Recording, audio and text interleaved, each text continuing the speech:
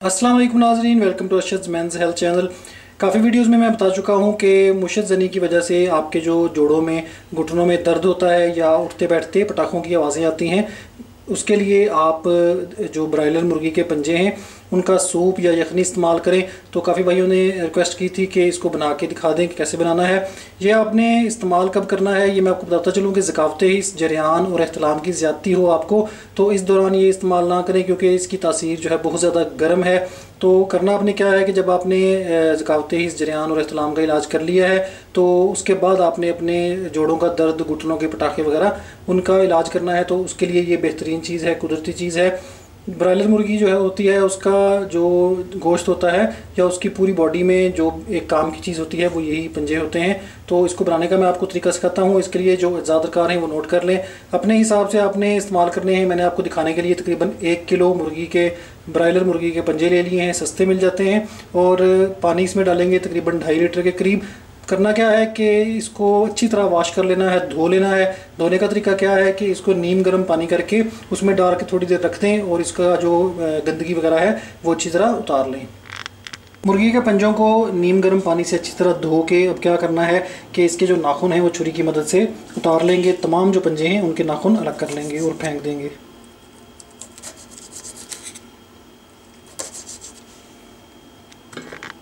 तमाम पंजों के नाखून उतार के मैंने फेंक दिए हैं। अब हम क्या करेंगे कि इसको मीडियम आंच पे चूल्हे पे रख देंगे और इसमें तकरीबन 2.5 लीटर के करीब पानी शामिल करके इसको पकने देंगे। इतना पकाएंगे कि गोश्त जो है यानी कि इसकी जो स्किन है वो हड्डियों से अलग हो जाए और यखनी जो है अच्छी से निकल जाए। तो मैं फिर आपको नेक्स्ट स्टेप बताऊँगा कि क्या करना है।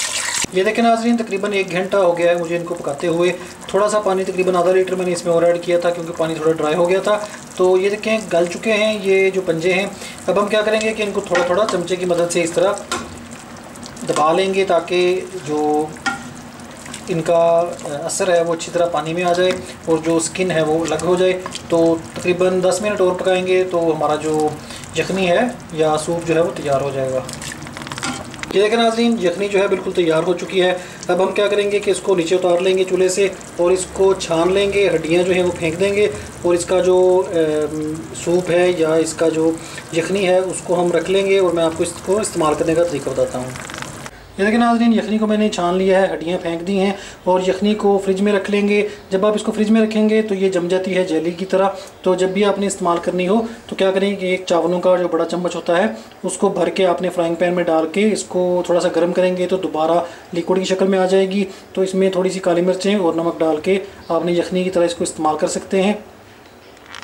इसके अलावा अगर आप यखनी की शक्ल में ना इस्तेमाल करना चाहें या ना पी सकें तो क्या करें कि जब भी आप सालन का जो मसाला भूनते हैं, दाल पकाते हैं या सब्ज़ी पकाते हैं, तो उसमें 1 चम्मच जो है ये भर के आपने मसाला भूनते हुए यखनी का डाल लेना है। इससे चिकन का टेस्ट भी आ जाएगा सालन में। और सिंपल आप दाल या सब्ज़ी पका लें तो उसमें आप ये इजीली इस्तेमाल भी कर सकते हैं, खा भी सकते हैं, खाने में भी आसान होगी।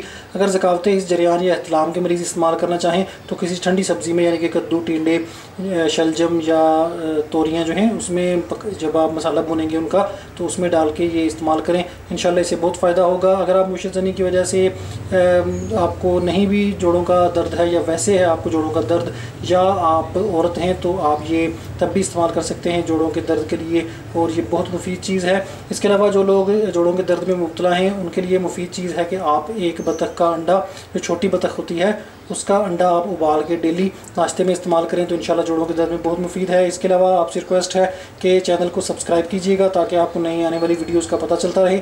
सब्सक्राइब करने के लिए नीचे वीडियो के नीचे जो बटन है रेड कलर का उसको क्लिक करेंगे तो आप मेरे सब्सक्राइबर बन जाएंगे। अगर वो बटन ऑलरेडी लाइट कलर का है, रेड नहीं है, तो इसका मतलब है कि आप ऑलरेडी मेरे सब्सक्राइबर हैं, तो ज़रूरत नहीं है उसको क्लिक करने की।